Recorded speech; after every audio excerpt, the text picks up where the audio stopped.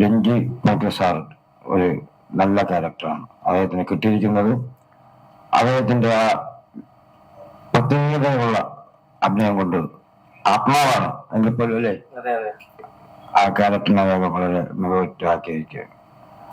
ഇപ്പോ രഞ്ജി പണിക്കർ സാറ് ഈ സിനിമയിൽ ചെയ്തിരിക്കുന്ന കഥാപാത്രം സിനിമ പറഞ്ഞതുപോലെ ഒരു കമ്മ്യൂണിസ്റ്റ് ആണ്.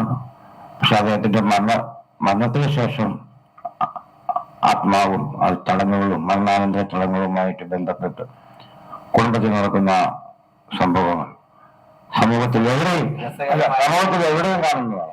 എപ്പോഴും നമ്മുടെ വായിൽ നിന്നൊരു അറിയാതൊരു വാക്ക് വീണ് പോയി കഴിഞ്ഞാൽ അത് അതിൽ പിടിച്ചു തൂങ്ങുന്ന കടിച്ചു തൂങ്ങുന്ന ആൾക്കാരാണ് നമ്മുടെ കുടുംബക്കാരും സഹപ്രവർത്തകരും എല്ലാം. അങ്ങനെ ഒരു സംഭവം ഇതിനകത്തുണ്ട്.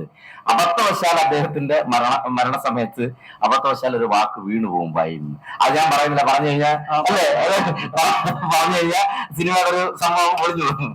അപ്പൊ അങ്ങനെ ഒരു സംഭവം ഇത് വേറൊന്നല്ലേ, നമ്മുടെയൊക്കെ പരിസരത്ത് നടക്കുന്ന കാര്യങ്ങൾ നമ്മൾ ആ സിനിമ കാണുമ്പോൾ നമുക്ക് മനസ്സിലാവും ഇതിലൊരു ആള് ഞാനാണോ. കറക്റ്റായിട്ട് നമുക്ക് മനസ്സിലാവും. അങ്ങനെ ഒരു അതിഭാവുകത്വം ഒന്നുമില്ല സിനിമയ്ക്കകത്ത്. പക്ഷെ റിയൽ സംഭവം നമ്മളൊരു മരണ വീട്ടിൽ പോയി കഴിഞ്ഞാൽ എന്താണ് അവിടെ നമ്മൾ കാണുന്നത്, എന്താണ് അവർ നമ്മുടെ അടുത്ത് പ്രതികരിക്കുന്നത്, എന്താണ് അതിന്റെ ഇടയ്ക്ക് നടക്കുന്ന സംഭവങ്ങളൊക്കെ എന്താണ്, അതൊക്കെ റിയൽ ആയിട്ടുള്ള സാധനങ്ങളാണ്. അത് ശരിക്കും നർമ്മത്തിൽ ചാലിച്ചാണ് ഞങ്ങളത് കാണിച്ചിരിക്കുന്നത്. അപ്പൊ ഇനി കൂടുതലായിട്ടുള്ള കുഴച്ചെടുത്ത് ശരിക്കും അതിനകത്ത് ചെറിയൊരു മേമ്പൊടിയായിട്ട് സങ്കടവും കൂടെ ചേർത്തിട്ടുണ്ട്. അതെ, കുറച്ച് സങ്കടവും ചേർത്തിട്ടുണ്ട്. സങ്കടം ചേർക്കേണ്ട കാര്യം ഇത് ഒരു ഗ്യാരണ്ടി ഞങ്ങൾ തരാം. അച്ഛൻ അമ്മ മക്കൾ ഒരുമിച്ചിരുന്ന് സിനിമ കണ്ടു കഴിഞ്ഞാൽ അച്ഛൻ മക്കളെ കൂടുതൽ സ്നേഹിക്കാൻ തോന്നും, മക്കൾക്ക് അച്ഛനെ അമ്മയെ കൂടുതൽ സ്നേഹിക്കാൻ തോന്നും.